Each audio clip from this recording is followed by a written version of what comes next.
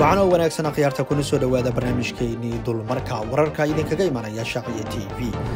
qodobada aad ku maqli doontaanna waxaa ka mid ah 5 ruux ayaa la dilay, 2 caruur ah dhaawac ayaa ka soo gaaray kadib markii nin ku hubaysanaa qoriga AR-15 rasaas uu ku furay dad ku sugan magaalada Philadelphia ee gobolka Pennsylvania.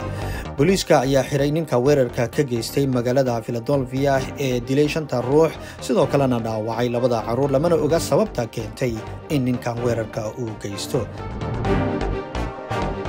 militariga Israa'iil ayaa sii wada weerarkii qorshaysanaa oo ay ku qaadeen magaalada Jenin ee dalka Falastiin, waxaana halkaasi ku dhintay 10 ruux, in ka badan 100 ruux ayaana dhaawac ka soo gaaray weerarka militariga Israa'iil ay ku qaadeen magaalada Jenin.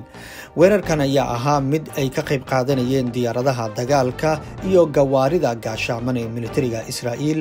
sanadkii 2000 ayay ahayd markii weerar la mid ah midkan ay Israa'iil ku qaaday magaalada Jenin ee ay xukumaan Falastiiniyiinta. kaamka ku yaala magaalada Jenin iyo guud ahaanba magaalada ayaa waxaa ka go'ay korontada iyo biyaha, waxaana magaalada ka barakacay ku dhawaad 3,000 oo ruux sida ay sheegtay hay'adda Bisha Cas. kaamkan la weeraray wuxuu hoy u ahaa ku dhawaad 20,000 oo ruux oo Falastiiniyiin ah oo markoodii hore ka soo barakacay weerarada militariga Israa'iil kaga imaanaya.